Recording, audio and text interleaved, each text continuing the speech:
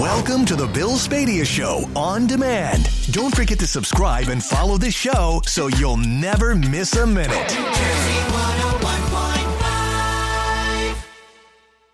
101.5. Bill Spadea is compensated for commercial and nonprofit appearances. 6:09 on New Jersey 101.5. Good morning. I am Bill Spadea with you till 10 o'clock this morning. Talking Jersey, taking your calls, 1-800-283-101.5. I want to thank Parks Casino and Sportsbook for sponsoring New Jersey Chime Time every morning, every hour on the show. So, Dan, a little chillier this morning than it was yesterday. It's the wind.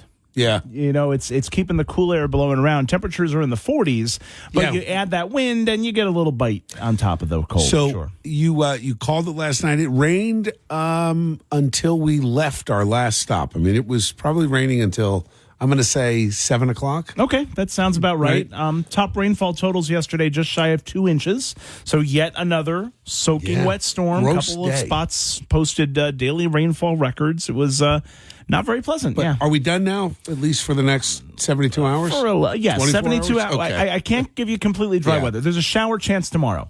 Okay, other than that, through the weekend, things are looking good. Yeah. The next chance for soaking rain holds off all the way until Tuesday of next week. So we get to enjoy a little bit of quieter weather. Now, I see you're wearing a Hawaiian shirt. You're in a Friday mode. It feels like you're getting ready for a vacation. Well, my kids are already on spring break today. They were making fun of me. So it is time for my winter is over week of vacation. Got it. I got it. All right, you're off next week. I am off next week. Wow. I'm looking forward to it. Enjoy that. Thank you. All right. Thanks, Dan. Yep. So, Eric, big plans for Easter? Nice to have the family around. So, it's not quite as big of an event as Thanksgiving or Christmas, but in it's terms still of food oriented. Yes, I'm talking about right? I do a ham. We're very traditional. So I will do an ham. Easter ham. I will probably do 2 hams because Alex is going to want to take a bunch of leftovers. Yeah. So everybody's want to take a bunch of leftovers, but he'll want to take a lot of that so that he can have it that week. Now, do you do like the traditional, the baked ham with the pineapple and sweet, or no? I've never done that. I'm not a huge fan of that. No. So I try to find actually a ham that is lower in sodium. And then my ham is a little bit more savory, so I will do it with cloves, and then in almost like poached in like a white wine broth or reheated in a white wine broth. Good. So it's and then I'll use the white wine and then the drippings from the ham, and I will actually make a ham gravy. No kidding. And it's because we have to have the mashed potatoes. But it is. I think it's delicious. I mean, everybody raves about it every year. So it's basically, that white. It's a white wine shallot pork gravy, and it's really really good. But so mashed potatoes, that's the side. Yeah. So I have mashed potatoes, green beans. I do green beans. Some I'll do just roasted, but I actually have a bag. Do a whole pile of green beans that roast with the ham. Jody loves green beans. Yeah, it's one of my favorite vegetables. Yeah, loves them. Yeah, I still have some corn that we froze from our village farm. Yeah, that I caught. So I'm thinking of bringing that out. I think I'm out. I don't think I have any more left. Yeah, because I think the last of it I used in a corn chowder. Oh, I love corn chowder. And that was I made the corn chowder at your house, didn't I? It's delicious. Was that the one with the saffron? Yes. Yeah. So that may have been the last of that. And then we'll have Sandra makes just an amazing sweet potato casserole. I think cousin Phil and his wife Lois, they're bringing. She's an incredible baker, so she's bringing pies. And then I think she's bringing the deviled eggs. I'll do a cheese platter because I want to do the fromage fort the following weekend. So it's a big hearty meal, but it's also early because we have to work on Monday. So our guests. I am not here Monday. You're in for me Monday. Well, that's right. I'm working Monday. You were working Monday. So I'm off Monday. So that means, maybe a little. You know, extra. often I don't know if I'm working for you until Jen Ursillo walks in the newsroom, and I'm like, oh, I know. I guess that is how it works, right? The quick question on a serious note, is Bob Menendez going to beat the rap? Boy, I don't know. I don't know. I mean, he has every other time he's faced corruption allegations. He's got legal 9 lives, this guy. Well, I mean, maybe the last time was number 9. I've been over and over this case, and I've been over and over the evidence, and the evidence is mountainous. And some of it is just so salacious that I can't wait to hear the prosecutorial dissertation on some of this stuff. But he's going to argue. The key to his whole case is he has to make the jury believe that it's an overzealous prosecutor who's simply misinterpreting his normal actions as a legislator.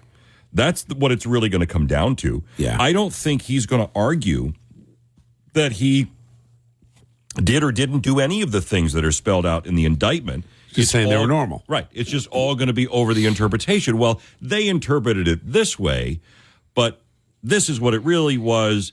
I was acting in the best interest of a constituency. Yeah.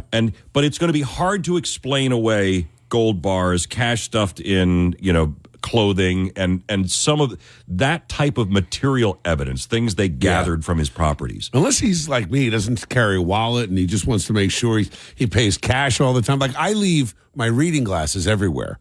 So I have dozens of pairs. So maybe Bob does that. He's got cash in each jacket. Depending on the jacket he gets, he knows he always has money on hand. Yeah, I don't. Maybe that was it. That is going to be the hardest to explain away. Yeah, and you are going to hear a lot of, I'm the son of Cuban immigrants, therefore. Yeah, and that's going to be the explanation for a lot of that.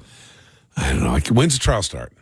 Well, right now it's going to start in May, early May. Wow, I am riveted. I mean, I don't know. What are your thoughts? Think Bob Menendez beats the rap? And if so, would you vote for Bob Menendez to return to the United States Senate? He's not running as a Democrat, but he may throw his hat back in the ring as an independent, especially if the trial only lasts for a couple of months. What are your thoughts? 1-800-283-101.5. Is what Bob Menendez did just normal Jersey political corruption that we've kind of come to expect? 1-800-283-101.5 is my number. 6:16 is the time. Traffic and weather next. 6:22 on New Jersey 101.5. Good morning. I am Bill Spadea with you till 10 o'clock this morning, talking Jersey, taking your calls. 1-800-283-101.5. And I want to thank our friend Matt, who owns 618 Restaurant Freehold. What a great dinner we had last night. And the bourbon selection. If you are a bourbon drinker, I have to tell you, I think 618 has one of the best selections, if not the best, in New Jersey. And the staff is fantastic, friendly. Food is great. The meatballs never disappoint. If you're looking for a great meatball, they have this hard, crusty bread they serve. And, I mean, the bread is delicious. And you've got these meatballs. They serve, the appetizer meatballs have 3 meatballs, and there's a melty cheese on them. Like I think I don't know if it's a mascarpone or it is perfect. And even though they'll argue that I'm not even half Italian, but my Italian, whatever percentage I have, comes out. And no matter how nice the restaurant, I will be dipping the bread in the leftover sauce and cheese. Last night did not disappoint. They've got their own bottled. They buy bourbon. They'll buy barrels and they'll bottle their own. And it's just fantastic. I mean, the stuff that the chef skills, the cocktails. So you owe it to yourself. If you're looking for a place to go out to dinner and have it, and it's lively. It's a really lively crowd, and just a great, great experience. Now, we ran into some young women who had met Dennis Malloy in Italy, and she said, I can't believe I'm meeting Dennis's friend. So I am going to get T-shirts with hashtag Dennis's friend. So thank you, Dennis. I am now Dennis's friend. It was a great experience. I also want to shout out to my friend Joe Bonanno, who is a great Jersey Shore musician who we ran into last night. Great guy. Hopefully we'll be seeing him this summer at Bar A. And as we make our way around the state and continue our push to spread common sense throughout New Jersey. All right, so question for you. By the way, coming up after the 8:30 news, I'm going to have a very special hashtag Blue Friday, an incident that happened about 2 weeks ago, kind of underreported in the news, but I want to bring it to you. And I've got two hero cops that we're going to honor today and talk about the story and what they encountered. And I'll leave you this tease that, as I've said over and over and over again, there is no such thing as a routine anything when it comes to our police officers. There's no such thing as a routine traffic stop. There's no such thing as a routine domestic call. None of it's routine. You never know. And as I ended the show the other day with just a moment to honor the fallen New York City police officer who was gunned down, just an amazing contrast yesterday with President Trump going to the wake for this young officer, 31 years old, leaving behind his young son and family. And you had Obama and Clinton and Biden all partying it up with Lizzo. Just a contrast to really show you how far gone the Democratic Party has become. And for me, I think that regardless of what your thoughts are on attitude, et cetera, it's time to start electing people that really value the sacrifice our law enforcement members are making. And when you look at the presidential contest, there's no contest. President Trump is above and beyond when it comes to honoring law enforcement. So anyway, that'll be coming up after the 8:30 news. On the other side of the news here, I want to ask you again, what are your thoughts? I mean, this Bob Menendez thing, are you just so jaded by politics and tuning it out? Like there's so much noise, it's almost background noise, that the guy got caught with tons of cash, is accused of collaborating with foreign governments while the head of the Senate Foreign Relations Committee, gold bars, cash sewn into jackets. Like, is this something that you just kind of roll your eyes like, yeah, politicians are corrupt, they take money? Or do you think Bob Menendez should go to jail for the rest of his life? 1-800-283-101.5 is the number. 6:26 is the time. Eric Scott's coming back with your news in 3 minutes.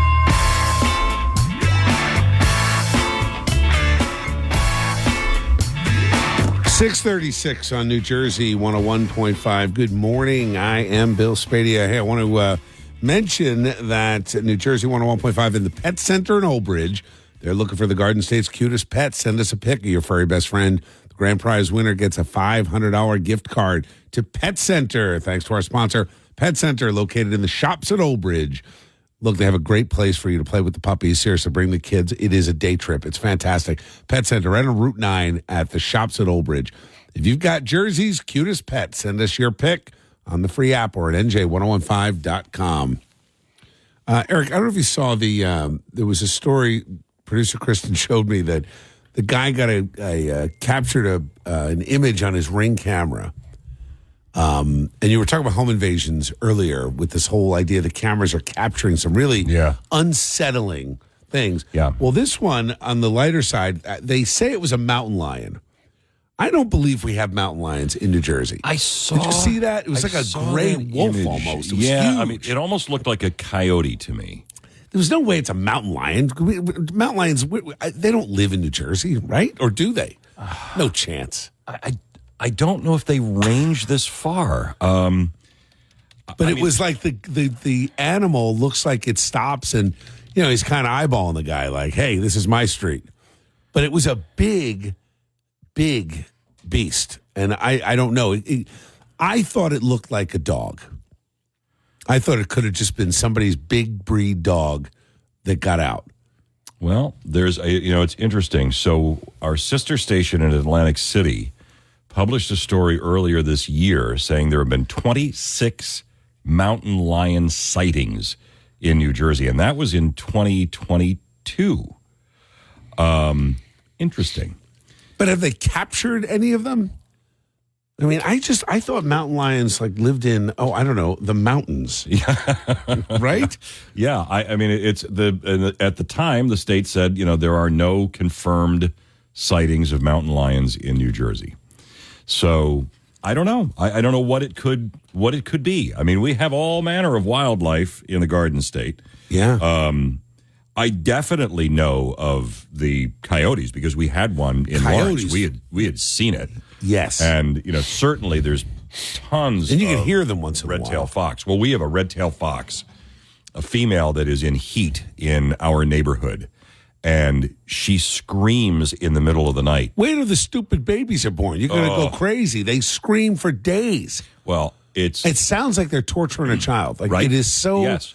It's an awful sound. And we tend to sleep with the window cracked. Yeah. And then the dogs hear it, and right in the middle of the night, the dogs are losing their minds. And it just I don't know what to do to get rid of them. And my guess is they're probably nested somewhere, either under somebody's shed. We had them under the shed. Yeah, in the definitely backyard. not under my shed. I looked, and I keep mothballs and everything else underneath my shed, so that I know. But Does that work? The mothballs? Well, it has so far. Yeah. I haven't got. I mean, it's every month I dump another bag down there. Yeah. And that seems to have kept things out. But I had put, and this was not for the foxes, so animal rights activists are going to be angry in a second, but I put all kinds of poison out because there was field mice coming up. And because the guy we bought the house from, he had died, but when we bought it, but the guy that had lived in the house before used the shed in the back as a wood shed.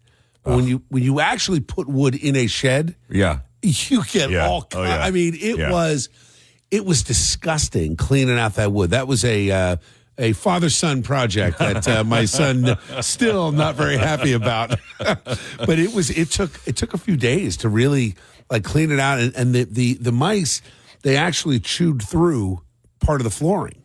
Ugh. It was gross. I mean, the bugs, you can imagine, right? Yeah, What a wood pile attracts, and we, now I use it. I store equipment in there, and it's fine.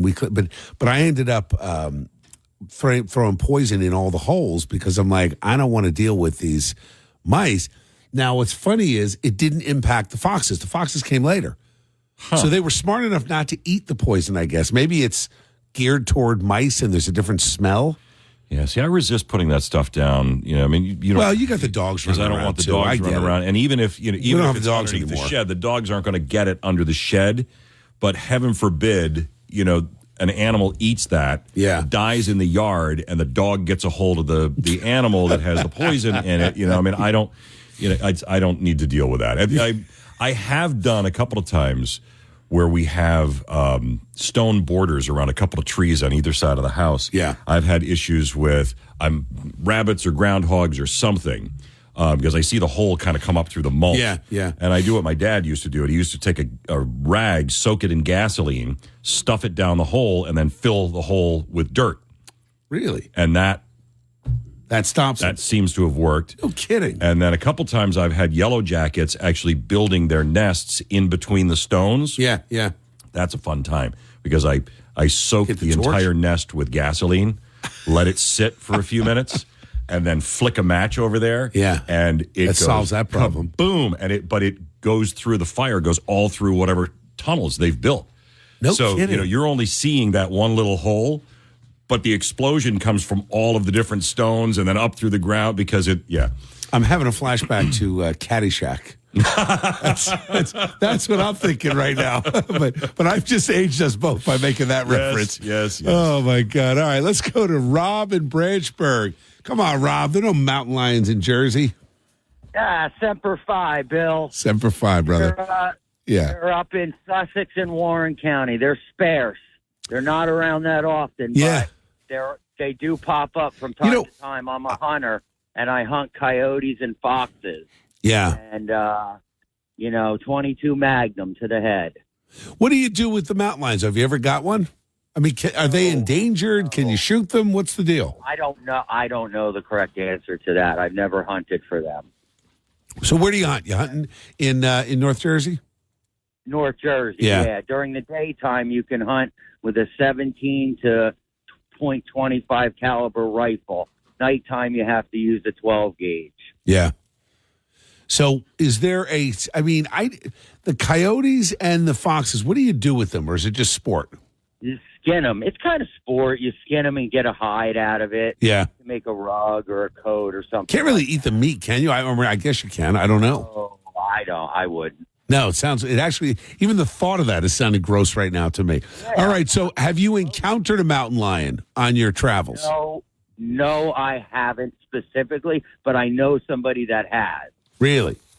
And what do you do? It's like they tell you with a bear, you either stand still or you stand up tall and you start screaming. What do you do with a mountain lion? Usually I'm up in a tree. I know they can climb. I just breathe. Yeah. Because I think they can be very dangerous. They can be very dangerous. Yeah. They'll kill you. Yeah, exactly. All right, Rob, look, thanks for checking in. Happy Easter to you. Happy hunting. Semper Fi, Bill. Semper Fi, Rob. You take care. All right, so have you encountered some weird animal wildlife in New Jersey? Mountain lions? Really? I'd like to hear from you if you've encountered one, if you're a hunter.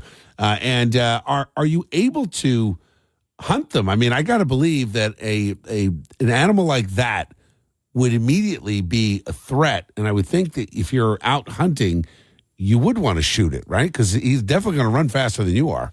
1-800-283-101.5 is the number. 6:45 is the time. Traffic and weather coming up in just 2.5 minutes.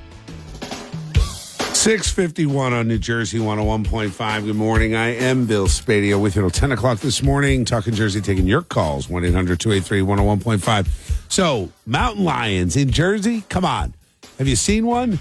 What's the craziest wildlife you've encountered in Jersey? People have no idea. They think of Jersey as the turnpike and driving through Elizabeth. And you don't realize the terrain, the hunting, the wildlife, the nature. I mean, from the farmlands to the woods, you've got a ton of creatures and critters out there.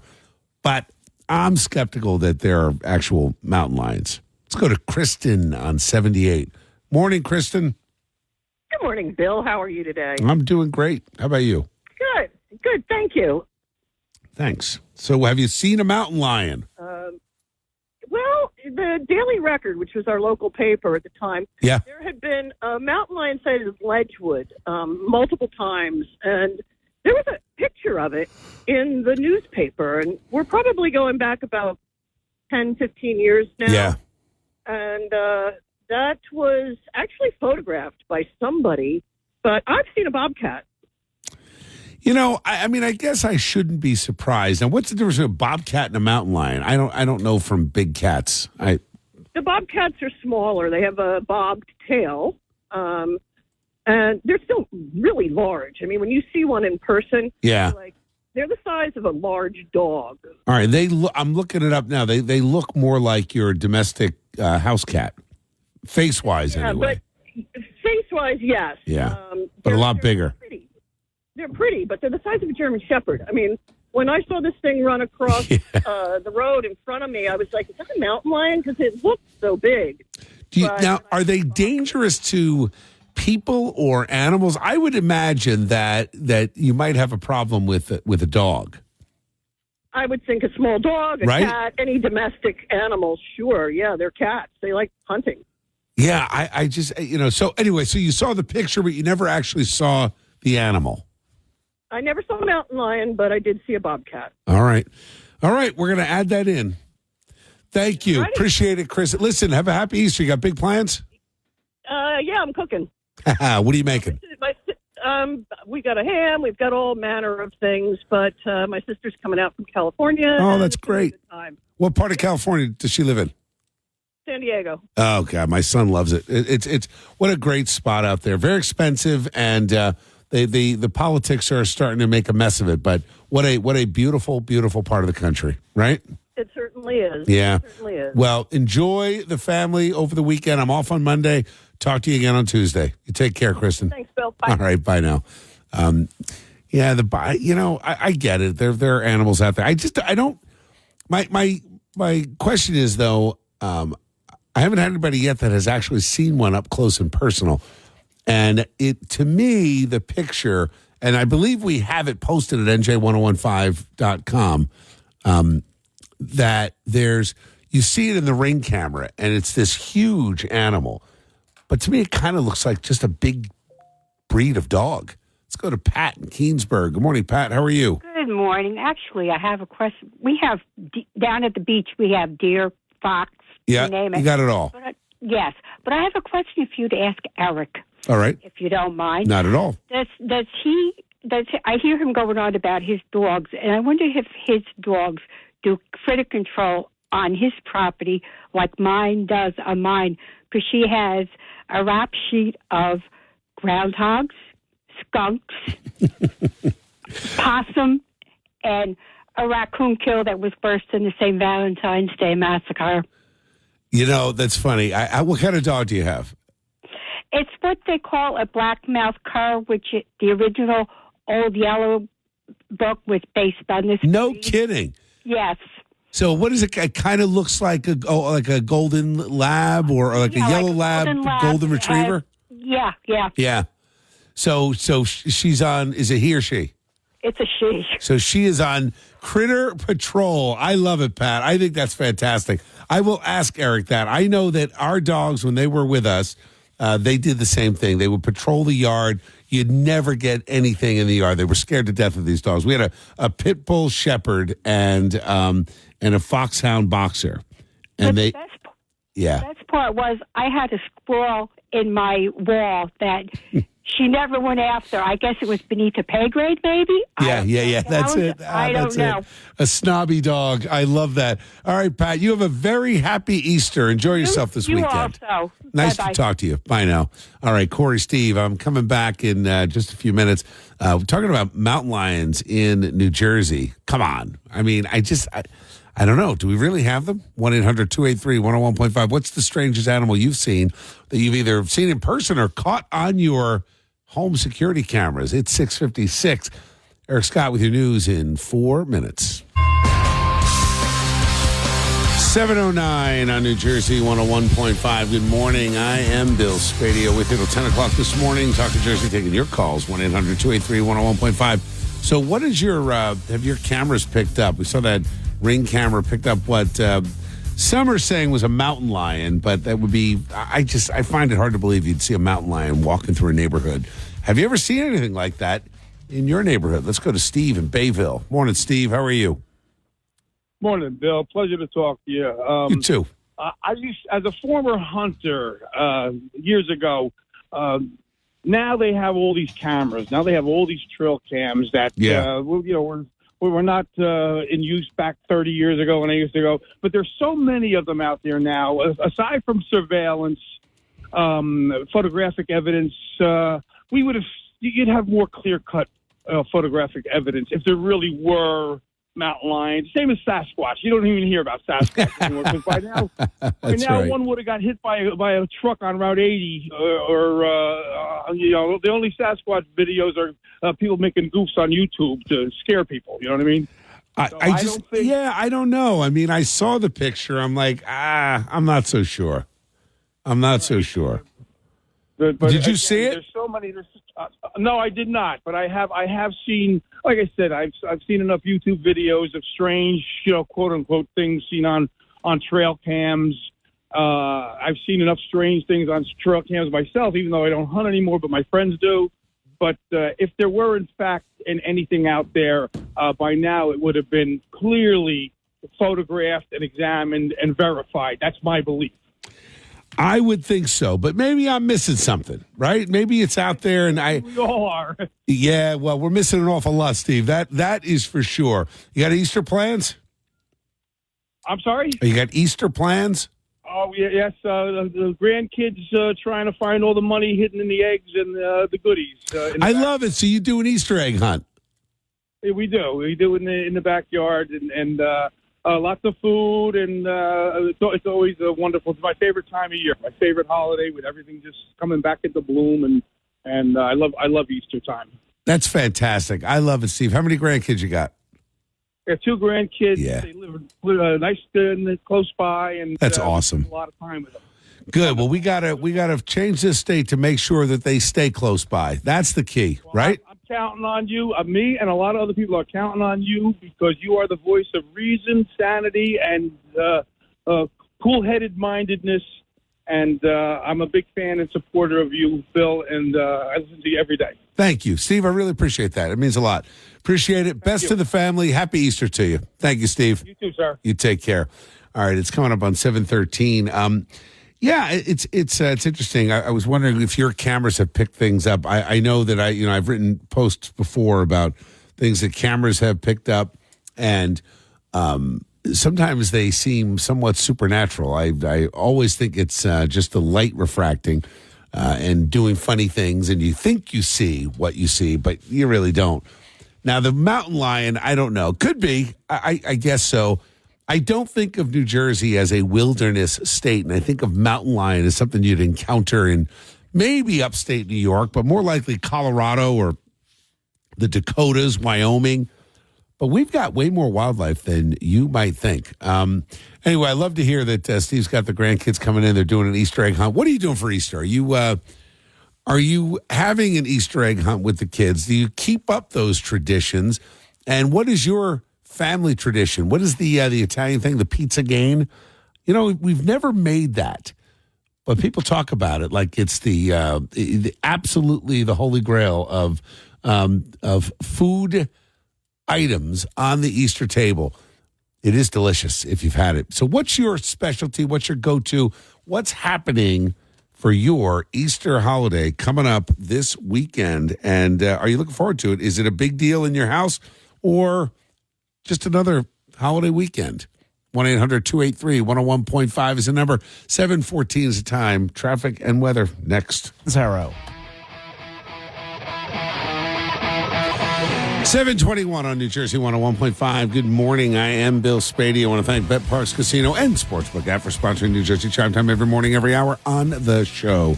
As I mentioned, hashtag Blue Friday coming up after the 8:30 news. Got a couple of officers that I want to honor today for their courage and heroism.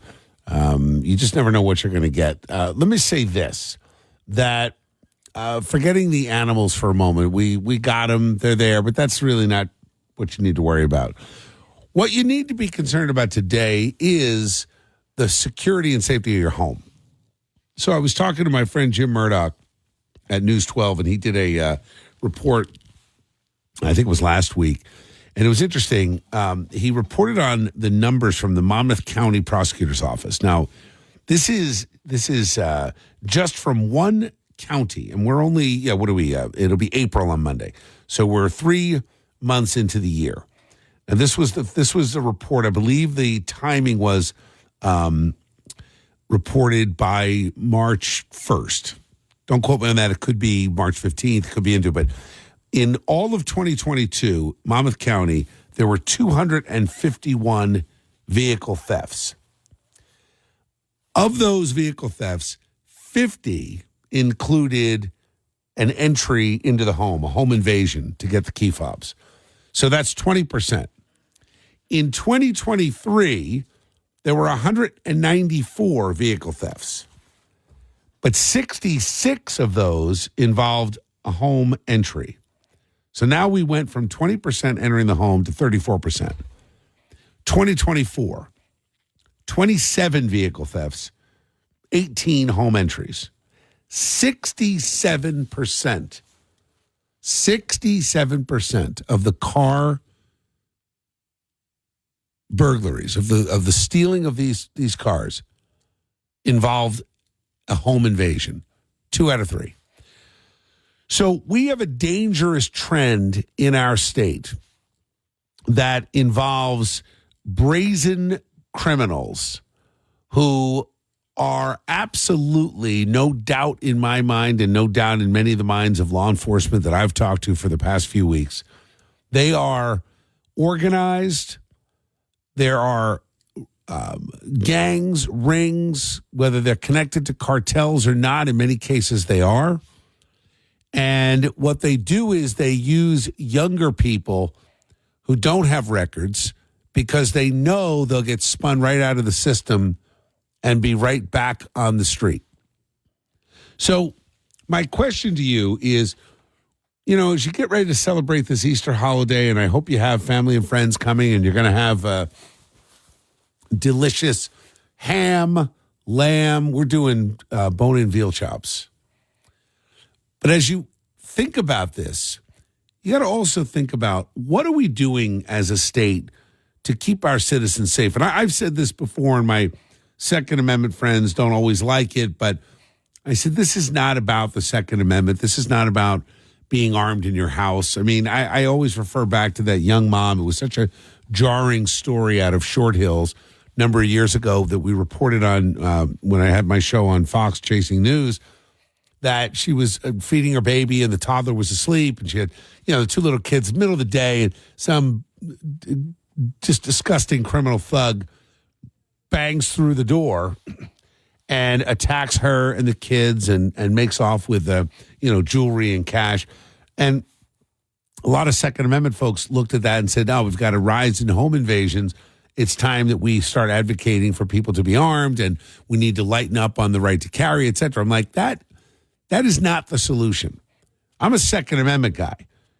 We should have reciprocity. I'm licensed to carry in 30 states. How come I have to go through a separate process here in New Jersey?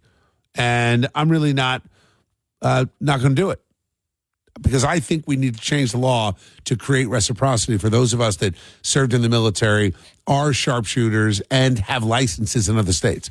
It's ridiculous that it's not an automatic constitutional carry. But that said, you're not going to have a young mom walking around her house with a sidearm. Just not realistic. And I don't want to live in a society where a 20-something mom has to walk around with a loaded gun in her own home. I want to live in a society where we empower law enforcement to stop the home invasion because we keep the perps locked up.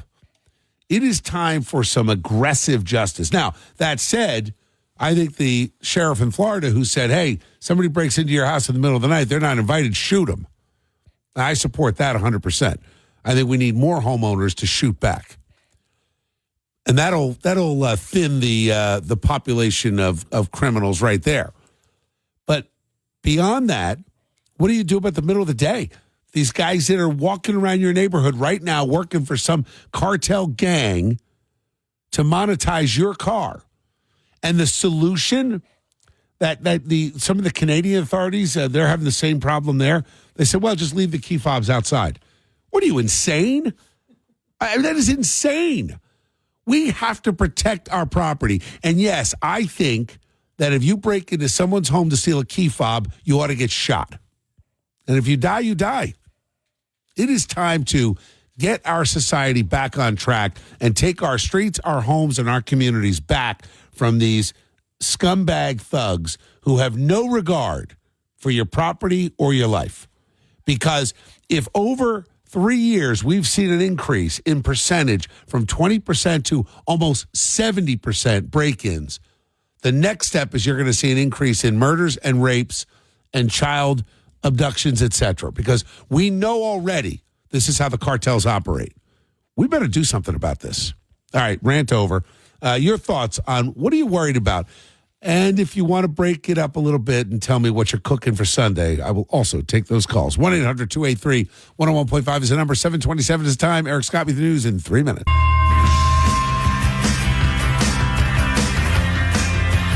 7:37 on New Jersey 101.5. Good morning. I am Bill Spadea. Hey, I want to just make a quick mention, Eric, before I get into this. Tina, Frankie, Phil, hang in there. I'm going to be right back. So the NJGOP, not known for their wise decision-making or organization or holding on to a physical office skills, they tweeted out to remind everybody that primary day is coming up, but you're not allowed to vote unless you are a registered Republican.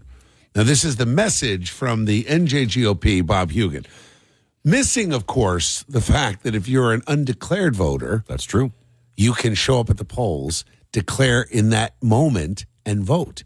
And what's even more curious about that is, given the fact that you have Democrats registered 2-1 over Republicans, right, any statewide Republican candidate who hopes to have victory is going to have to get most of those undeclared, undecided, independent voters. In 30 years, No, 30. How many? What did you? 33 years. 33, but who's counting? Who's counting? I have you seen a Republican state committee leadership as stupid as this one? But that maybe stupid is a bad word because that's an opinion, my opinion. As let's say unorganized or ineffective. I would say not as ineffectual as this leadership has been. You and I have talked, and we date ourselves when we have these conversations. But I mean, when you go back and talk about the era of Bob Franks, and I know, man, we miss that him. was when the Republican Party was vibrant. It had a bench. It was even when the Republicans were in the minority. You think about the Senate was a 20-20 split at one point, and then the Republicans have continued to slip farther and farther in the minority. At least when you had an active party, you were a vocal minority. And unfortunately, the Democrats have gained so many Republican seats at this point that the Republicans are not needed. The Democrats don't need to cut deals with them. The Democrats don't need to do anything with the Republicans because they're so far in the minority that the solid majorities in both houses will carry whatever legislative agenda they want to push or pursue. So instead of opening the door and building a base and expanding, their message is exclusive. It's the same message they've had. It's why they keep losing. You're right. I mean, it's, like you got to be a part of the club if you want to vote on primary day. No wonder why people get confused. And I've had people, and now look, this is also voter education that in my opinion, we are not doing in civics in our schools. And we should be talking about this. We've got people that think that if they're a registered Democrat, they can't vote for a Republican in a general election. Right. I mean, we've had that in those calls. So just so everybody's clear, there are 3 levels of registration: a Republican, a Democrat, or an unaffiliated voter. And if you are unaffiliated, you can show up on June 4th, Tuesday, June 4th, 2024, and cast a vote in the Republican primary. Now, what does that mean? Well, you physically show up. You don't have to go to the clerk's office. Mm-hmm. You don't have to make any calls, right? There are no forms, nothing. You show up and say, I want to vote in the Republican primary. I am an unaffiliated voter. They will look it up. And I don't know if they give you a form on that day. They may, but they will check it off. You will then be a Republican. And the very next day, should you choose, you can go back to being an undeclared candidate. Yes. Or undeclared Yes. voter. So, hey, Bob Hugan, can you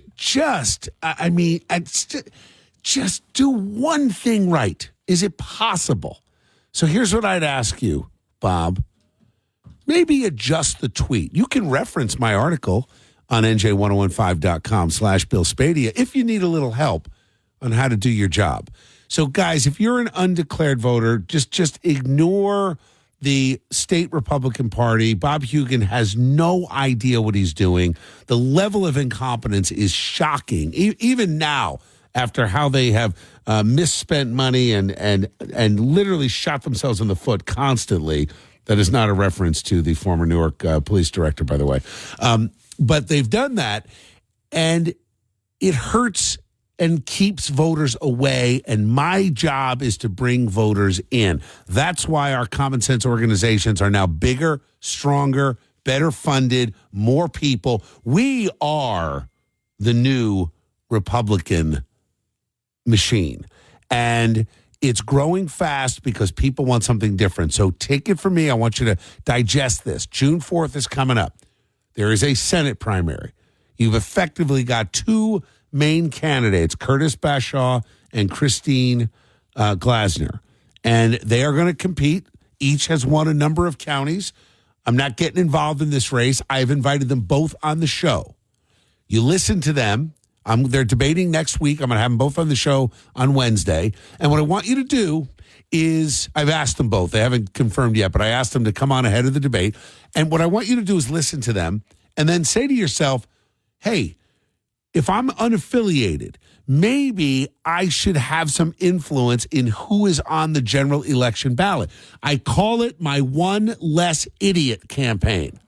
If you're unaffiliated and you only vote in November, how many times have you gone to the polls in November and said, oh my God, how are we stuck with these 2 idiots?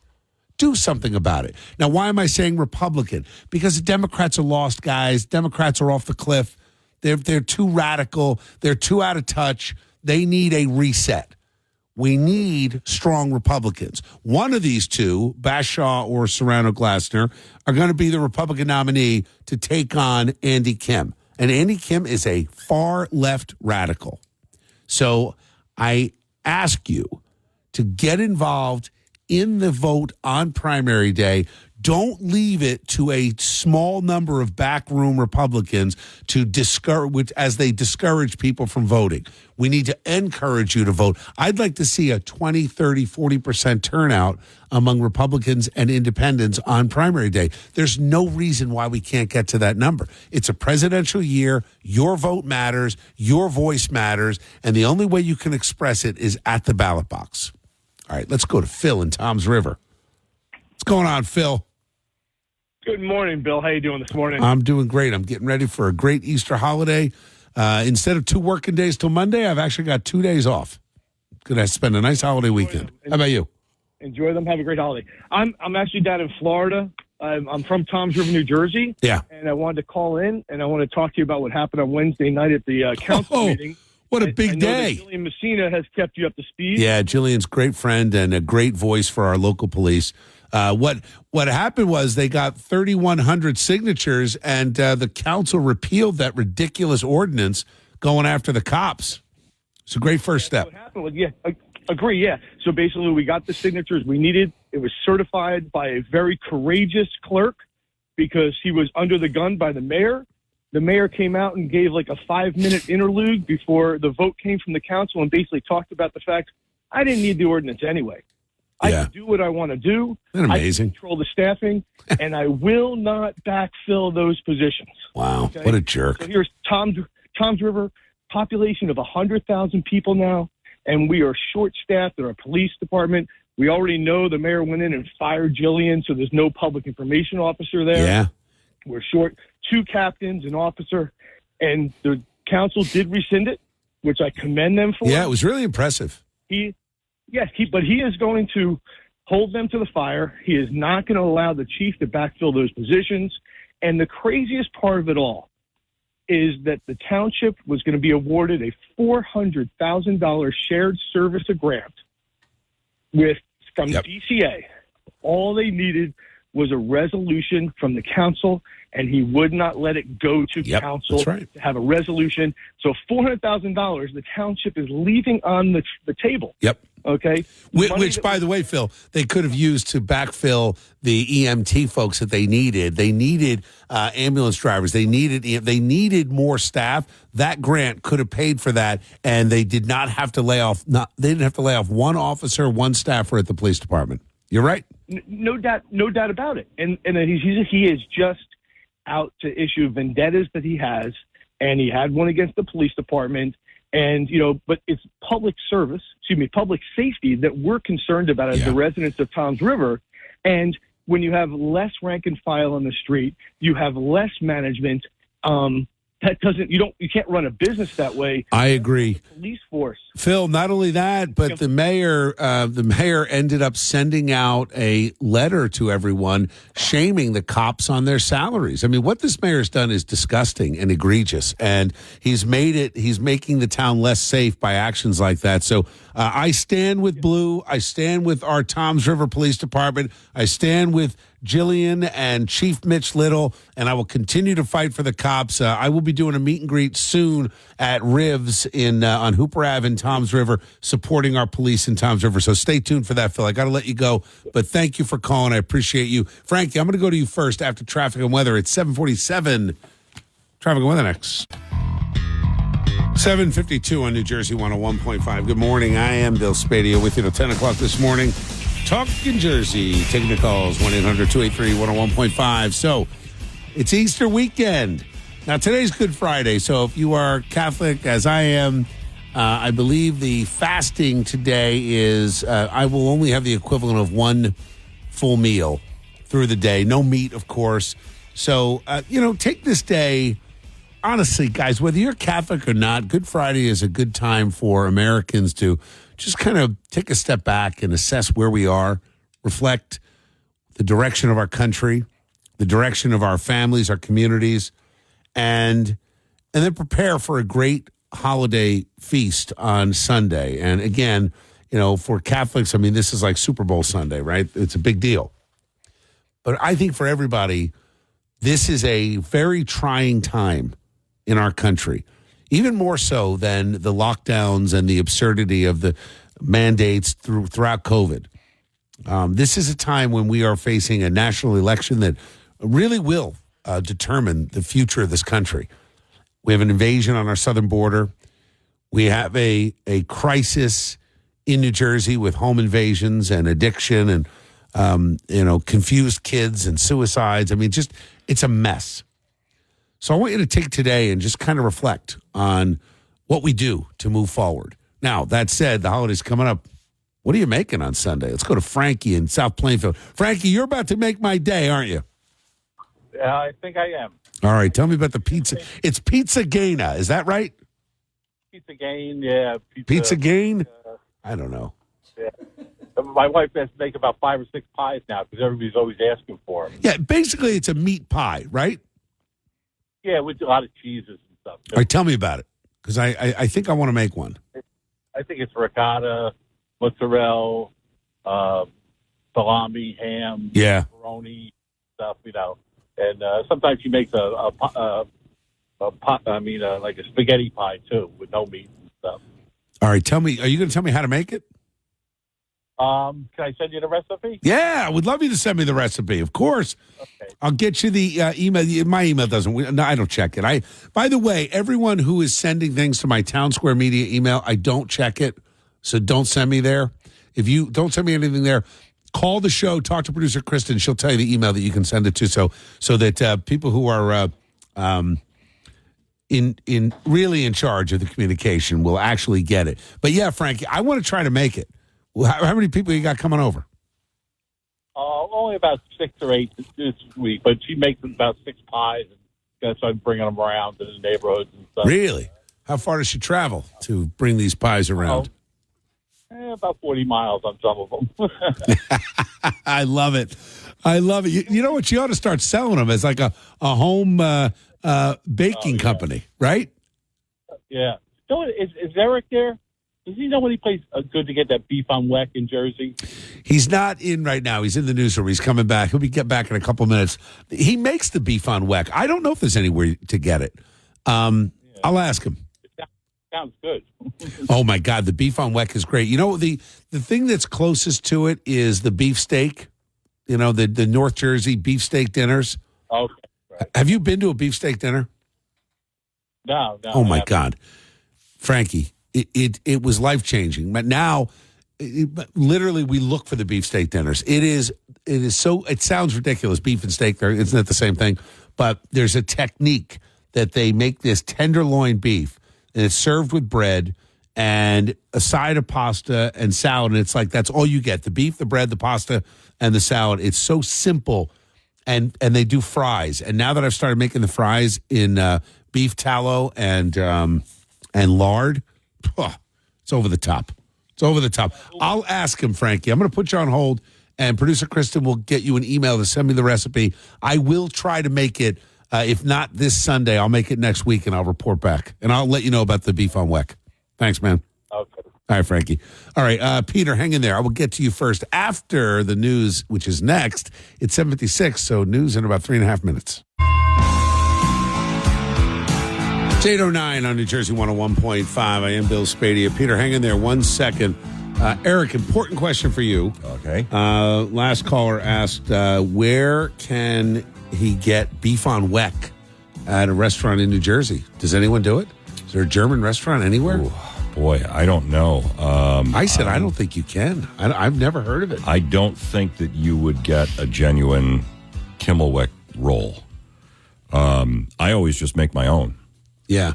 And there is, I actually had my recipe. It was funny that came up because my son in Florida was craving it. And he was like, I can't get it down here either. Can you send me my recipe? So I took one of my Foodie Friday videos that I did in 2019 and I sent it to him. Yeah. That's great. With the recipe on how to make the rolls.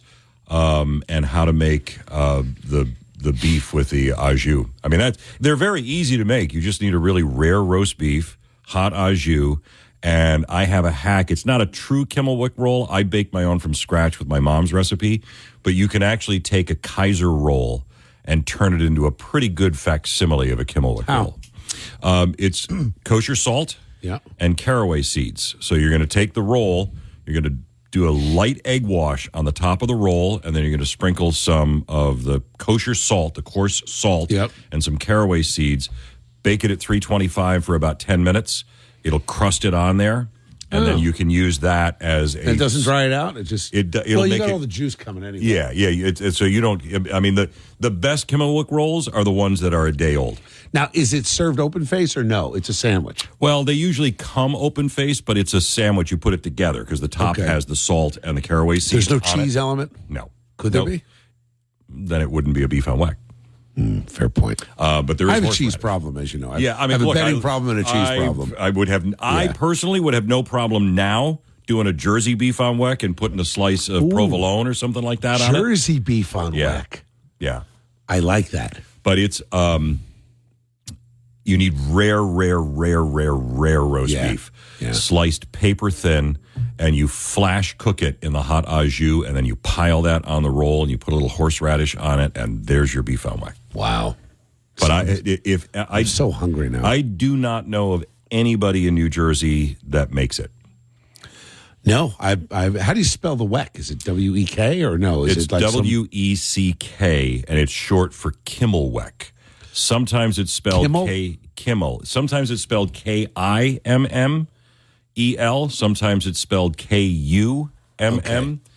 It depends on whether you're doing the English spelling or the German spelling. Also, basically, it's roast beef on bread, but it's the weck that makes it. It is right because it has the salt and the caraway on it, and then the actual. It's not a true sourdough roll because you're not using sourdough, right? But it also is not a very sweet roll. Right. When you're actually baking them from scratch, you're going to add a little of the caraway oil and a little extra salt into that roll so that it has a little bit of a savory flavor as opposed to more of a sweet bread flavor. Like a Kaiser roll is a sweet bread. It's sweet, yeah. So that takes away a little bit. But if you want as close as you can get to make it at home. And if you go to the Google and you search beef on weck, Eric Scott, NJ1015, you'll find it. You'll find my video from 2019. All right, that's it. We'll get you started if you're craving the beef on weck, but not today, guys. It's Good Friday. Come on, no meat today. Let's go to Peter Brown in Central Jersey. Good morning, Peter. How are you? I'm doing well, Bill. Good morning. How are you? I'm doing great today. I'm aggravated as per usual on a Friday morning with the stupidity of some of our political leaders out there. New Jersey Republican Party tweeting out today that only Republicans can vote in the primary, neglecting to say that independents can show up on primary day and cast their vote, and they can turn back to independents the next day. But this is the lot we have, so it's why we're replacing it, Peter. Well, but I wanted to start off because I know you talked about where the direction of our country is, so I want to give you an interesting fact. I want to switch focus. When I graduated middle school, people forgot about Pope John II coming to the United States on his world tour, and 83,000 people for his mass at Giant Stadium. Yeah, I remember that. And I want to put that in perspective that we've come so far in this country where we are more focused in society and we hail more and hold people in higher regards, entertainers, than our moral leaders. And I think that's something that maybe speaks true to your tone today as far as Good Friday, where we've gone in this country, as far as we've forgotten that America was built on having politicians who had good sense of character, morals, ethics, and these were leaders. And I think we've just gotten so far in this country that I think on a day like Good Friday, this is the time that we start remembering. Peter, do you agree with me? Like, as a Catholic, I mean, this is it's a very, very religious time when you think about Holy Week and Holy Thursday and Good Friday and Easter Sunday. And I think it's important to kind of go back to the roots of your faith. But I do think that it is also very important for Americans of all faiths to look at this and say, wow, we better really take a long look at where we are, with the separation of parents and kids in our school systems, with the false narrative of trans kids and this encouraging of mental illness, which is leading to suicides and drug abuse and all. It really is horrific when you think about the fact that we have actual people in politics, in leadership, in education, pretending that a man can become a woman or a woman can become a man. I mean, it's outrageous, and it's happening constantly. And it's like this beat down that we're getting where, don't trust your lying eyes. Listen to what I'm telling you. A little scary because they're doing it to kids. And Bill, and it goes back towards the issue when it comes to religion. I'm not Catholic. I'm Christian, but nevertheless is understanding other people's point of view. When if you're brought up in a certain, whether you're Muslim, whether you're someone who practices Hindu, whether you're a Catholic, Christian, right? Also being conscious and respecting other people's point of view, and something that does. Peter, look at how the Jews are suffering. Look at how the Jews are suffering. Not only do they have to defend their homeland in Israel against these terrorists in Palestine, but they have to now deal with an American media that is attacking them and falsely calling what's going on in Gaza a genocide. I mean, the minute that Western culture defends itself, the forces of evil are out there to tell us that we have no right to defend ourselves. Let's not forget the Palestinians in Gaza voted for Hamas. So let's not pretend that this is just an accident of a few wayward terrorists. No, you've got a very severe and serious problem, and the Israelis have to end the threat, just like Americans have to end the threat in Mexico. I got to jump, Peter, but you're always a pleasure to talk to. Happy Easter to you and your family. Just so you know, context, Peter Brown was a Democratic councilman in Linden, has since converted to becoming a Republican, and has some really thoughtful ideas. And you'll be hearing from him more as the months go on. 8:17, fast traffic instant weather. 8:21 on New Jersey 101.5. Good morning. I am Bill Spadea with you till 10 o'clock this morning. Talking Jersey, taking your calls, 1-800-283-101.5. So happy Easter, everybody.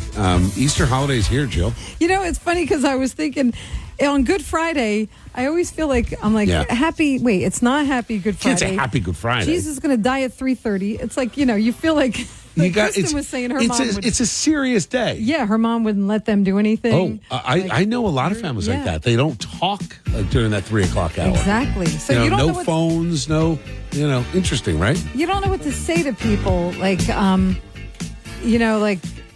Good Friday, happy with. There's music playing in the background while we're talking. Yeah. And our board op, Kathy, is playing the song that we have to pick a song to end the show with. So I'm going to leave that to the rest of you. Yeah. So someone called earlier about the pizza game.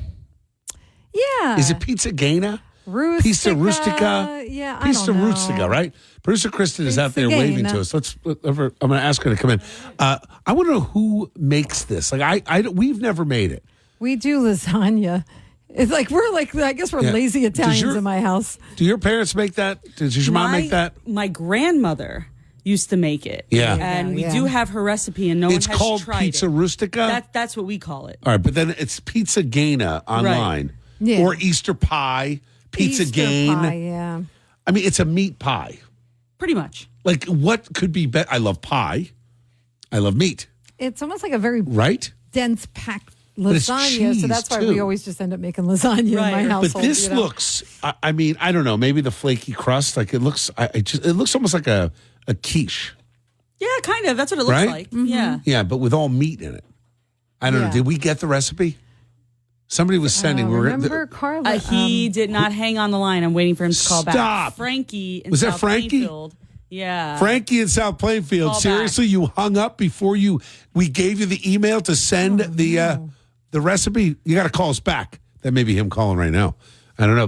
But anyway, what do you guys make? We're doing veal chops. We usually do ham. Everybody does ham. Yeah, I know. I'm not a huge fan. I don't really love ham. So we have ham, we have lasagna because Italian, and Yeah. then I got the job of Chiarello's. I got to go and get the potato salad and the coleslaw. Good stuff. Yep. And then What about the bread? there was also, well, of course I have to go stand in line at Italian People's Bakery. Right, to get the bread. Yeah, but we had a lot of years also where then we have lamb the next week because my stepfather was Greek. I then like we had lamb. Orthodox Easter. My grandmother would do we do Greek Easter. We've done that with, and like our friends, the Nicolettis, they roast Frankie's calling back. good, That's fantastic.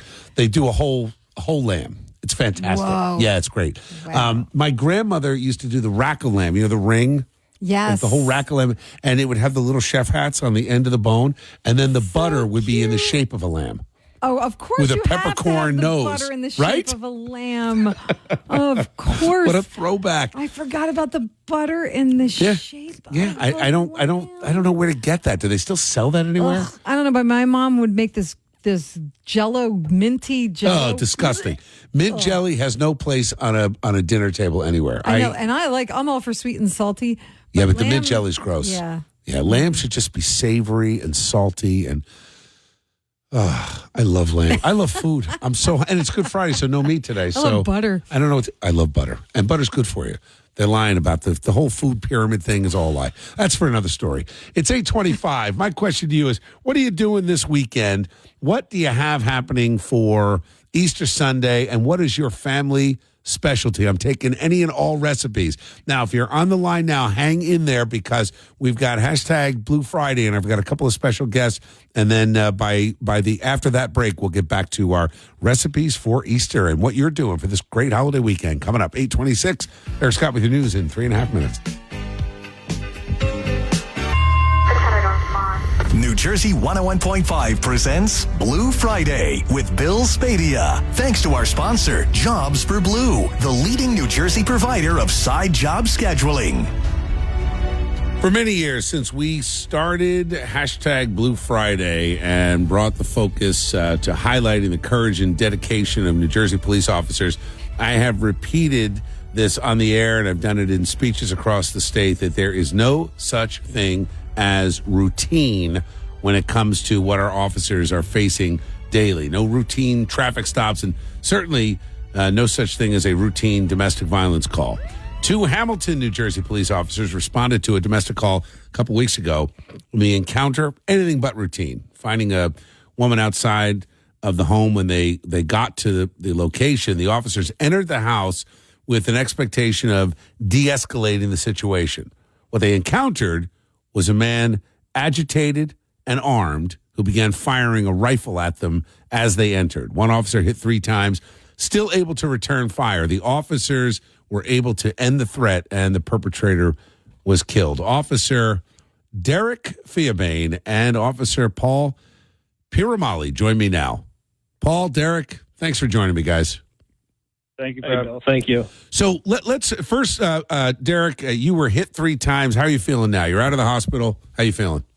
I'm feeling pretty good. Still got another one more surgery ahead of me, and lots of physical therapy. Got it. But I'm doing good. What are the prospects of getting back on the job?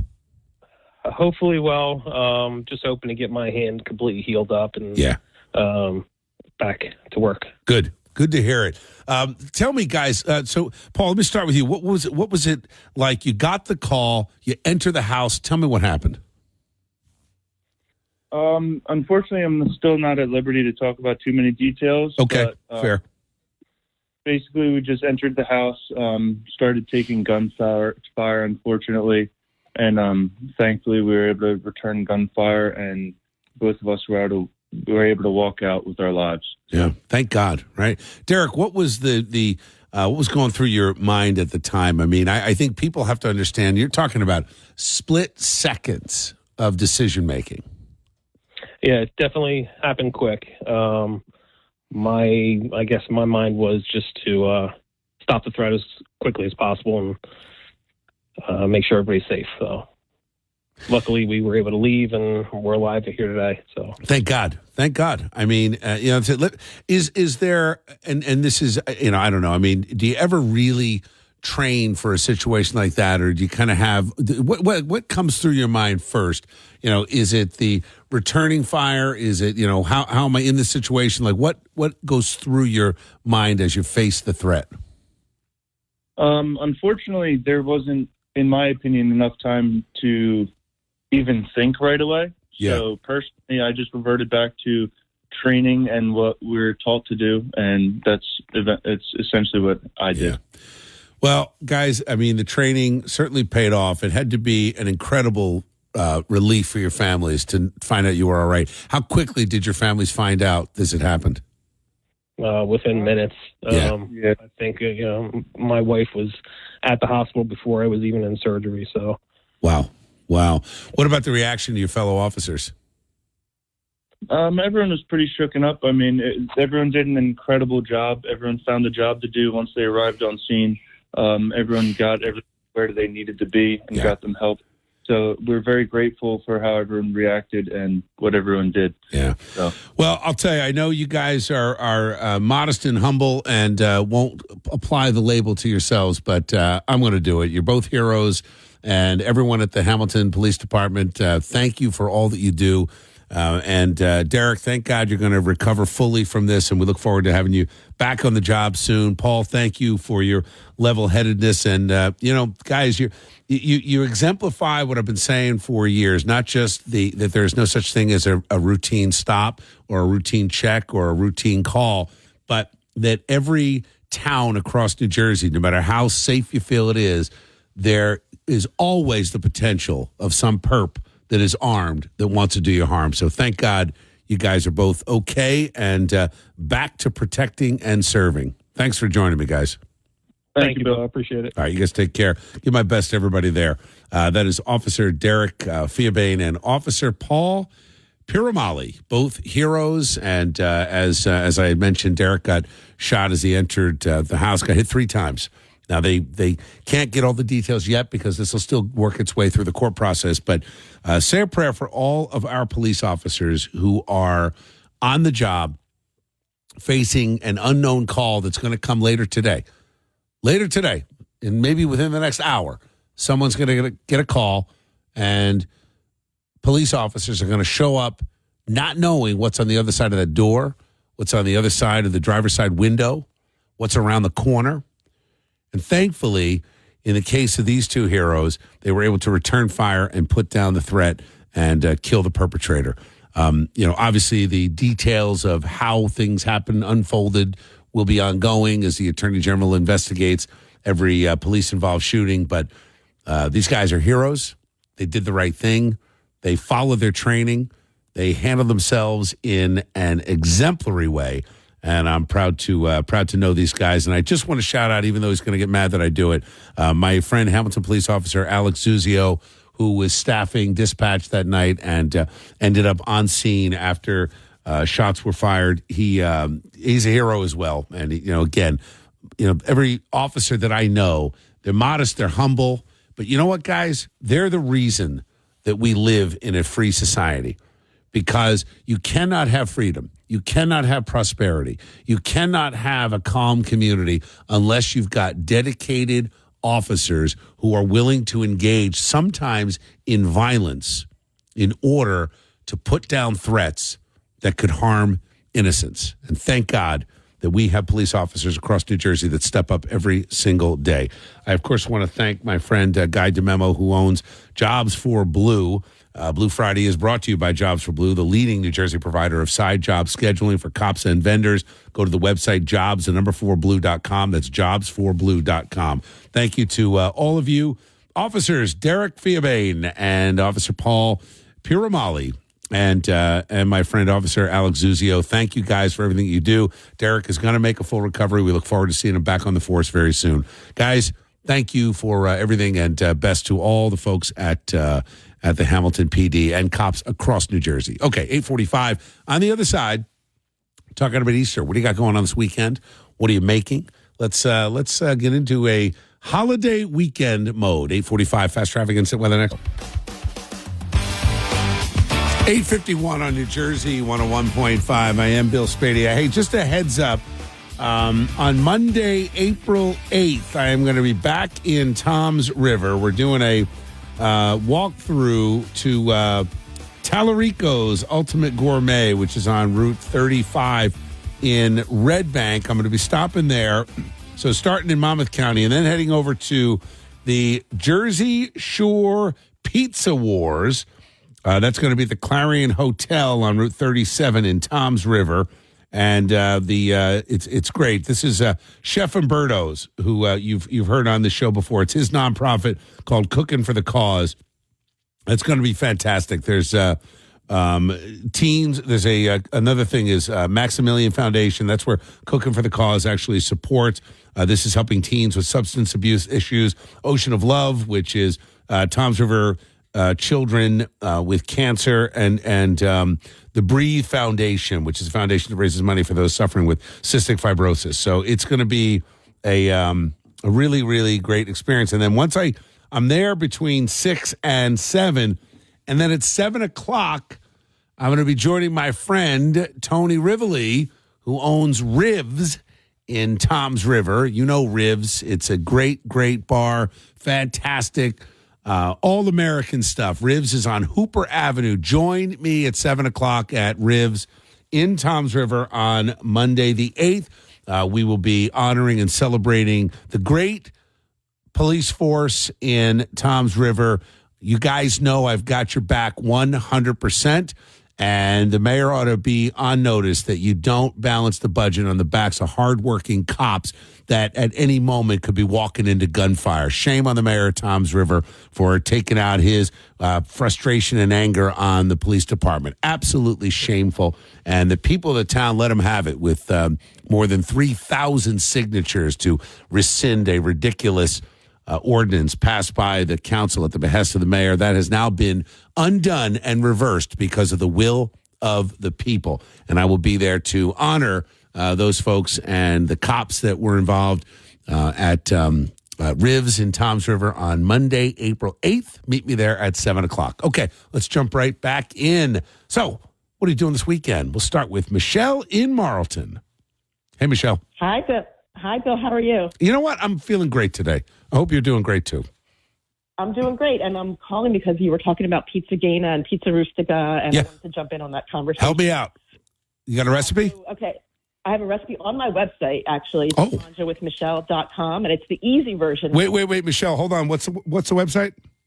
Manja, M-A-N-G-I-A, with Michelle with one L.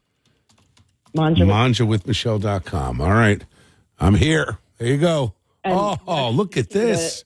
Look at the ham. Be right there. Look at the pea soup. All right. Yeah. Well, that's with the leftover ham. You got to have. Yeah, of course. I know. My wife Jody makes that. Pea soup is one of my favorite things. All right. Tell me about this. I love it. The Easter meat pie. I love that's what you call it. Right. Well, I call it Italian Easter meat pie. It's a meat and ricotta pie. But yes, it's called Pizza Rustica, which translates to rustic pie. Yeah. But Pizza Gaina or Pizza Gain, it's another term that's kind of like a blurred pronunciation of the Italian term Pizza Chiena or Pizza Cana, which is in itself a Neapolitan dialect word. And the original Italian word would be like Pizza Piena or Pizza Ripiena, which literally means full or stuffed pie, which it is. What do you refer to it as? I call it Easter pie. Easter pie. I love it. American that right up. I love that. The Italian Easter pie. You've got a very cool website here. Thank you. Now, do you do this as a hobby or do you do it for a living? I mean, this is really professional stuff. Thank you. Well, I am a professional chef, and I'm still doing some consulting on the side, but I've transitioned mostly to my website. You know, my professional passions have shifted. Actually, sometime around 2020 when I wrote my first cookbook. In fact, I sent you my cookbook a while back. I don't know if it ever made its way to you. I don't know that it did. I don't know. I don't think so. It's called Soupified. It's a very innovative soup cookbook. Yeah. And I'm happy to send you another one. Michelle, would you mind? I would love to see your cookbook. Is there a pea soup recipe in there? No, there's not, because the cookbook, well, the pea soup recipe, you're looking at it right now. It's on the website. I got it here. Okay. So you got that there. The cookbook is it's soup versions of non-soup dishes. So it's called Soupified. Soups inspired by soup. So see. It has like eggplant. No soup for you. I got it. On blue soup, that kind of stuff.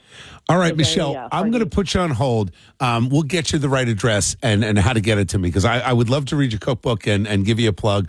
I love this. This is fantastic. manjawithmichelle.com.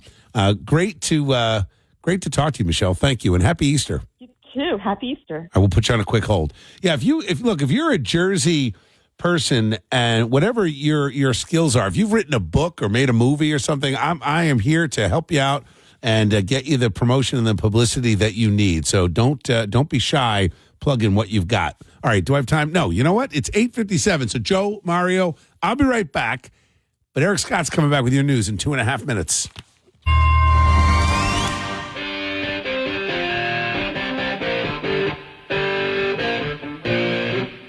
9:09 on New Jersey 101.5. I am Bill Spadea. Hey, happy Easter, guys. Today's serious, solemn day, Good Friday. I meant what I said earlier. I do hope you take some time to reflect on some of the serious problems we have. And, I hope that more New Jerseyans start calling out the stupidity with our political leaders.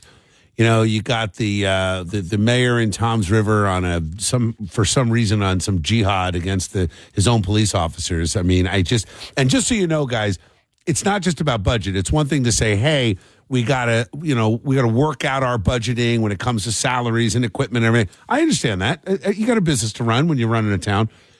It's the shaming. It's the fact that a civilian politician that never wore a uniform would put out a letter to residents trying to embarrass the police officers by showing their name and their salary.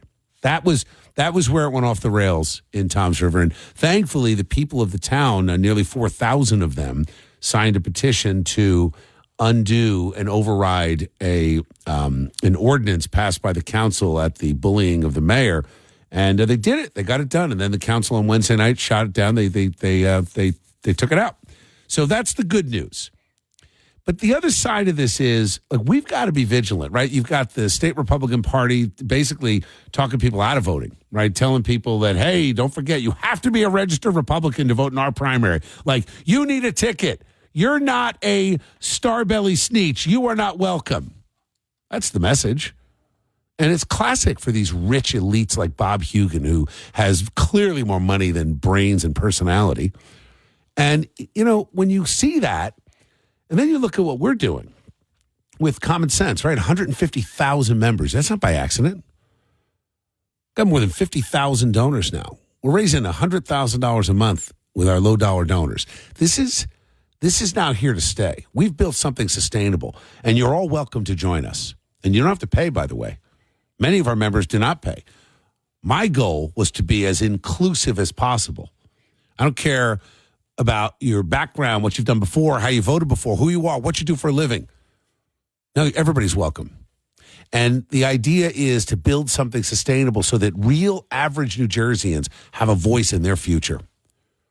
It's not by accident that a lot of our events are at small businesses. We do that on purpose. Our small business outreach goes from Small Business Monday on the show to going out to your small business. And every time we have a political event, I try to add a small business component by going before and after, because you deserve the promotion. God knows the government's not doing it for you, so we're going to do it. Speaking of small business, my friend Ron in Burlington's on the line. He owns Rattan Patio and Fireplace. We did an event last year. And Ron, I am looking forward to coming back. How are you? I'm good, Bill. Hey, thanks for taking my call. Of course. Thanks for having me back. I appreciate it. Yeah, you were here in July last year. God, has it been that long? Jeez, time flies. So we're getting ready for you. We got a couple of things we're going to do to help promote your Common Sense Club. We appreciate you standing up for our small businesses. Suzanne and I, we've been here since January of 1990, and we love New Jersey. We decided to dig in years and years ago. Yeah. And here's a good one for you. Two of our full-time employees actually moved from Pennsylvania to New Jersey. That's great. They're raising young families. But, we need the support Yeah. We need the support. We have great customers. We have some customers that still buy from us. Matter of fact, their kids have come in and purchased from us. They've grown up on our furniture. But we've also lost a lot of our customers when they retire. They want to stay, but, it's just getting harder and harder, with the taxes and stuff. And, yes, some of them will ship to if they move to Florida or something. But, most of them we lose. Yeah. So we do need a good customer base. Small businesses in New Jersey need a good customer base, and we need an environment to thrive and prosper. So, we really, really appreciate everything you do. Thank you, Ron. You're coming Wednesday, so you're going to be here between 6 and 6:45. Yep. We're going to have a spread of food for people coming home. After work, they can come starting 5 o'clock. We'll have, we'll be welcoming people. And then something we're going to offer, too, anyone that attends, we're going to have a free drawing for one of our most popular items in the store. It's a swing, and we'll have it right at the front door. So when people come, we'll deliver it to pretty much anywhere in New Jersey. We retail it for $13.95. So come on, people, support Bill, and we'll throw in a free swing, and maybe before you leave, you could do a drawing. I will be happy to do the drawing. And Ron, say hi to Suzanne. I'm looking forward to seeing you both on Wednesday. Yes, I will be there at 6 o'clock. I am looking forward to this. And I will tell you, your business model is great. The patio furniture, the stuff you do in the summer, fantastic. The fireplace stuff, the fireplaces you have, the items that you have, the store's huge. Lot of selection, great service. So if you want, Ron, throw the address out now so people know where to go if they want to stop by anytime between now and then meet us there starting at 5 o'clock to get something to eat and see some great products and maybe win a backyard swing set. Yeah, so we're real easy to find. We're right off of exit 47A of 295, exit 5 of the Turnpike, 2502 Mount Holly Road, Burlington, New Jersey, 08016. We're even encouraging people to call in early, to reserve a seat. The phone number is 609-386-7717. Our website is www.rattanandpatio.com, and from there you can click onto our Facebook. And that's where I have the little promotion ad up there. I love it. I will promote that on social media as well, Ron. So we will see you in Burlington, the Rattan Patio and Fireplace Store. Ron and Suzanne, great people. Thank you. Thank you, Ron. Thank you for digging in with me, and thank you for inviting us in once again. It's going to be a great event next week. Happy Easter to you guys.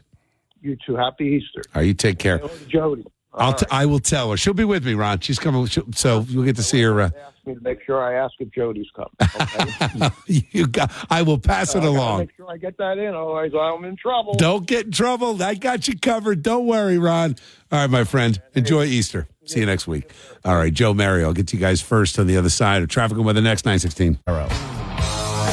9:21 on New Jersey 101.5. Good morning. I am Bill Spadea. Happy Easter, everyone. I hope you're getting ready for a great holiday weekend with friends and family. I hope if Pizza Gain is on your menu that you enjoy it, that your Pizza Gain, may it be meaty and cheesy.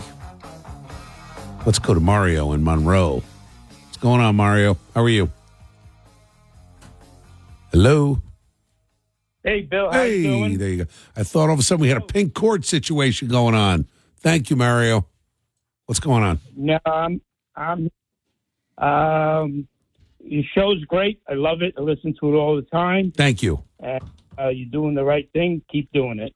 I appreciate that. Thank you, Mario. So did you send me a recipe on the app? Yes. Oh, wait a minute. Producer Kristen, way ahead of me. Like all of a sudden I'm getting handed stuff. Hold on. This is this is your pizza rustica. Yeah, that's what we call it, pizza rustica. So let me understand. What do you, the dry sausage, like 4 sticks of dry sausage? You're talking about like the soupy, the supersod that comes in the stick at the supermarket? Yeah, the dry sausage that comes in a stick. You buy in Wait a minute. deli. Now I get it. This is a recipe for 6 pies. Right. Good grief. Actually, I double it. You double it for 6 or you make 12? 12. You make 12 pies. 6 pounds of ricotta cheese. Wow. You have me at ricotta? I love it. Times 2. 12. Look, can I ask you something, Mario? Yeah. Does anybody in your family call it ragut? My grandmother used to call it ragut. It would drive me crazy. Ricotta. Yeah, but she would stop at the ragut. Like, it's just like a ragut. And I'm like, that does not sound appetizing to me. Like a ragut. It sounds like something I have to deal with. But anyway, ricotta. So what do you do with 12 pies? Do you freeze them? Actually, I got a bunch of friends. I dropped some off. My wife is making a special trip tomorrow to Staten Island to drop off a pie. No kidding. And there's a lot of people looking for it. Look, I hope that I get to run into you at one of these events one of these days, and just, I don't know, maybe you'll have a pizza rustica in the car in a cooler waiting. I'm just saying. A spare one to go? That's it. How many people you got coming over this weekend? Not too bad. 10 people. That's great. That's a good group. It's a good contained group. Well, look, I think the weekend's going to be awesome. Thank you very much for the recipe. I am going to try it, and I will report back. All right. Sounds good. Mario, have a great Easter weekend and a great holiday, and we enjoy your family. Really enjoy it, and thanks for the kind words. You too. Thank you. All right, man. Take care. Time? Yeah, come on. Let's go to Joe in Island Heights. What's going on, Joe? Morning. Hey, Bill, how you doing, buddy? I'm doing great. How about you?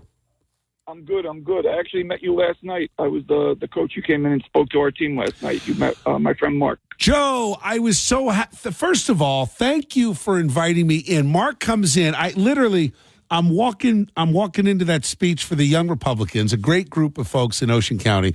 And Mark's like, hey, it's Mark from Jersey City. And I'm like, hey, you just called the show yesterday or today. So, Joe, what a great group of kids that you are blessed to coach. What a nice event that was last night. It was a real honor to be able to walk in and say hello to everybody. We really appreciate it. It was a nice surprise. Yeah, and that's exactly the way we feel. And it's not just me. Pretty much like all the coaches I know, we feel very blessed to be able to be a part of these kids' lives. At this part, so our kids they do a lot of giving back. They do a lot of giving back to the community, which is awesome, and it's just an extension of what we did when I was a kid. My dad did all this stuff up in Jersey City. Yeah. So we're just kind of paying it forward. And I know Mark, 40 plus years we're together as friends, and he hates when I say this. He doesn't look it, but he was actually my high school coach. No kidding. Yeah. No kidding. Yeah, there aren't many years between us. He was young when he started coaching. And, now we've become, the closest of friends, and we're coaching together all these years later. I love it. I love it. We appreciate that you coming in and acknowledging the kids. But I was just having a conversation with another Italian buddy of mine at work, and we're both making Pizza Game this weekend. No kidding. My mom just called it Pizza Game, and it's just a tradition. My buddy and I were both saying, when our mom's gone, we're trying to keep it going. And I found the recipe, and I finally found the exact recipe that makes it exactly like my mom's. my brother makes it. He's down in North Carolina, and he makes it. And and Mark's the first one on the list. He needs a big chunk of it every year when I make it. So it's just cool stuff that everybody just tries to keep the. I love it. Joe, that is great. What a great tradition, and I love that you and your brother keep it going. And it was a real honor to meet you last night. So thanks for everything you do. Enjoy the pizza game, enjoy the family, and have a really happy Easter. Hope to see you again soon. We really appreciate you stopping in and say hi. The kids really appreciate it. It meant a lot. I'm happy to do it. Thank you, Joe. Have a great one. You take care. All right. I walked in. It was Mark from Jersey City. He's like, hey, I've called the show. You got to come and meet these kids. It was the local hockey team, and the coaches were there. The parents were there. It was their annual event. And I didn't think I knew anybody, but I got such a great reception walking in. So thank you to all the moms and dads and the players who gave me such a warm welcome yesterday. And I meant everything I said. You guys are awesome. You're playing a great sport. You're showing leading by example of what organized sports and team sports can really mean for a community with all that you do to give back. So thanks for all the kids I met in Toms River last night at the Clarion. All right, 9:28. Eric Scott with your news next. 9:38 on New Jersey 101.5. Good morning. I am Bill Spadea. All right, I am in a holiday mode. Eric, are you? Jill, I know you are. Spadea is so checked out. I'm ready. I am. You got your sunglasses on. You're ready to head out. You're like going on a ski weekend I or feel to like the beach. Ray Charles right now. I'm having an ocular migraine, so. Oh, and I'm busting on you. And is that the terrible? Two of you too. We're like less sensitive than we were, I think. So since when? Yeah, that's a fair point. There is no sensitivity in this place. It's like when you fall, you get mocked.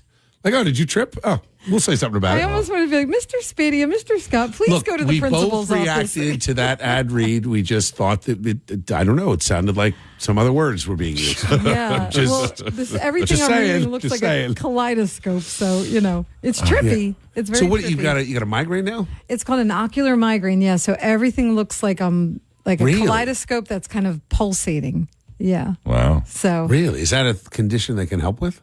What? Like, I don't know. Can a doctor help you? Is there a pill for that? Is there a doctor in the house? No. No? I'm sure you two geniuses migraine, will come up with We'll come up with something. Eric and I, we're going to actually discuss this when you leave the room, and we'll solve this for you. I think it probably involves a rolled up newspaper. Or a shot of bourbon. I was about to say, or maybe some bourbon. So wait a minute, so the ocular migraine is not a painful headache? It's not painful. Really? But remember, I had one, I don't know how many months ago. Yeah, we thought you were having a stroke. I was like, oh my God, I'm having a stroke. And after a few jokes, we're like, should we call somebody? Remember that, Eric? We're like, wait a minute, maybe she's really not okay. Time loss is brain loss. Yeah. You seem like you're doing okay. You're smiling. Yeah, because I'm glad I'm not having. Can you drive? Producer Kristen's migraine. That's the worst kind, where you're just knocked down. But do you need a ride home? No, I'm just going to wait it out. I'll be good. All right. Yeah. All right. But I know they don't realize. You got to go get the bread tomorrow for Easter. I know. That's right. You got work to do, right? Oh, someone just texted us on the app. Lori in Hillsborough. Wegmans apparently does this says roast beef on wick. Well, they always say it wrong. Do you think it's the same thing? It's got to be the same thing. Yeah, Wegmans does the weck bread? No. They don't, right? Do they? Well, Wegmans is Tell me what it's called again. How do I spell it? So try it with an I first. It's Kimmel Weck. Kimmelwelwick. Kimmel Weck rolls. Yeah. All right. Kimmel Weck roll near me. Okay, here we go. Waver Shack's Deli in Tom's River. Really? All right. Yep. Breakin' Bread Eatery, also in Tom's River. Huh. And I love this. Irv and Karen's Hot Pastrami Deli. That's the name of the place. Very interesting. In Brick. Irv and Karen. Guys, I'm looking at the pastrami. Just as a side note, get in touch with us. I'd like to come by and do a meet and greet. You got to. Wow, they've got the that authentic rye bread, but they do the wick. What would it look like on the? So it'll look like a Kaiser roll. It would kind of look like it's same size and shape of a Kaiser roll, but it would have the kosher salt and caraway seeds baked into the top. All right, here. Oh, all right. I found it. Di Camillo Bakery. They will ship them. Ugh. No, not good. No, they don't ship well because of the salt. They're in Western New York, so it's right up. I mean, that must be all full of Germans. And I have, yes, I have tried to have it shipped. It's not good. It's if you try to ship it and it's in an enclosed bag, the moisture from the salt, it makes the top of the rolls soggy because the salt kind of melts. I've seen that with soft pretzels sometimes. Yeah. It melts it in. Yep. It looks like your fingers when you come out of the pool. Yep, and it's just and it's not good. So they are in Western New York. Yeah. Have you heard of them? Di Camillo Bakery? That must be a new bakery. I don't know that one. So they call this beef on weck as a Western New York tradition. It is. I mean, that's where it originated. Oh, really? So it's not German. It's not like some. Well, the roll is German. Okay. You know, it's my brother used to always say that if there is an unhealthy bar food, Buffalo does it the best. I'm going to make your day. Okay. The Kimmelweck rolls, which they spell with a U. Yep. Sometimes would you pronounce it Kimmelweck or Kimmel? That's the German spelling. All right. They ship them with the caraway and coarse salt separate. Oh. How about that? All right. Now we've got something going on. right, so I think I'm going to order some, and it's $24.99. Oh, my God, for 24, what's $1 a roll? That's not that bad. That's not too bad. All right, maybe I'll order some. But I don't have the deli slicer to do the beef like that. Well, I have. Did you get one? I have I have it. You know, our friend Ron Urban from Advanced Solar, he was on the phone with me for 20 minutes trying to convince me to get one. He bought one for his kitchen, and then he wound up taking it to the shop for his workers so that they can slice fresh meat. So he'll make a ham or he'll make a roast beef, and he'll throw it in the fridge at the shop, and the guys will take it out and they'll slice it for sandwiches. That's fantastic. What a great place to work. Yeah, I am absolutely going to get one. I have to get one. Do you think management is listening? Now, let's just say, I don't know, let's call him Brian. Yeah. I think we could use a deli slicer here. I'm not saying I'll touch it. I mean, no, you are not. I don't want the insurance rates to be any higher. Yeah. But I think we could use a deli slicer. Maybe that's it. Maybe like Brian, let's call him Brian, and let's say Sam. Yeah. Because that's their names. They could alternate cooking ham and turkey and roast beef. Yep. And then you could slice it in the morning. I could slice it. I could bring in the rolls. We could be. That sounds like a win-win for us. I think so everybody. too. I think, and I think Brian and Sam would be Dennis happy. a stove for crying out loud. They Why did buy Dennis they a stove. buy us a meat slicer? All right, so that's an official request now to Town Square Management. On behalf of the morning crew, we would like a deli slicer. It comes with the promise that I will not be slicing. Sal, two Sals waiting for us. I'll be back right after traffic and weather next at 9:44. 9:52 on New Jersey 101.5. I'm Bill Spadea. I got to get out of here. We're going to squeeze in two more calls, only because you're both named Sal. We're going to start with Sal in Hillsborough. What do you got, Sal? Hey, good morning. Thank you for having me on the show. Got it. I love you, brother, and I wish you the best in everything you do, and God bless you. New Jersey's behind you. Thank you, Sal. Appreciate that. Thank you. All right, so you tell me Wegmans can make the rolls. Correct. Kimmel Weck rolls. It's a Buffalo, New York thing. They call it beef on Weck. So what you do is, all you got to do is call any Wegmans the night before, the day before. The next morning you got them. A dozen is $15. They're spectacular. $15 for a dozen, and I can get them. And I got the Wegmans is where I go. It's my go-to place in Princeton. All right, Sal. I'm going to try it because in the Princeton store, correct. All right, I love it. Sal, thank you. And thank you for the kind words. Have a happy Easter. Enjoy your family, and stay tuned for what's next. All right, to wrap up the show, Sal in Point Pleasant. What's going on, Sal? Hey, how you doing, Bill? Happy Good. Easter to you and your family. And Thank you. there. Thank you. So, Urban Karen's is an outstanding Jewish deli. We go there a lot. We order from my office staff there. So the food's very good. My mom's side's from Buffalo, New York, so their beef on Weck there is pretty good. And Urban Karen's a good Buffalo style deli. Well, I would figure at a deli you're going to get the rare roast beef. They're going to have the slicer to cut it thin. It's something I'm not going to be able to do at home. Yeah, right. It's really good. They got great potato knishes there. Oh, I love it. I love a good knish. And the grainy mustard's so good. Yeah. Oh my God. It's got like almost like the bulbs in it. You know what I mean? Oh, right? Yeah. They almost pop. Oh, I love a good mustard. I feel like I want to expand the beef on Weck. I want some mustard. I want some cheese on it. Yeah. Right? All right. So do you know Irv and Karen? No, I know Karen. Irv is no longer with us. Oh, I'm sorry to hear that. All right. Yeah, that was her father. Well, you know what? Let Karen know. We'd love to do a walkthrough. I'd love to highlight them and take a walkthrough and have a little pastrami. And, because we're highlighting all these businesses, and I'm trying to get every day. We try to get at least one more, if not more. So let us know, Sal, and call me back next week. I'm glad you mentioned them because last year they had a catastrophic accident. Some guy had a medical condition and he drove through the front of the store. Oh my God. So, all right, Sal, do me a favor. I'm going to put you on hold. Producer Kristen's going to get some contact info. If you can get me in touch with Karen, I want to promote her business. I didn't know that happened. Thank you, Sal. Happy Easter to you. Guys, happy Easter to everyone. I've got to get out of here. I want you to have an absolutely outstanding rest of your day, weekend. It is Good Friday. Take some time to think about the future of this country and this state and what we really need to accomplish over the next couple of years. Know that I stand with you 100%. I am digging in. We are going to restore common sense in New Jersey. BillSpadea.com, NJ1015.com/Bill Spadea. Happy Easter.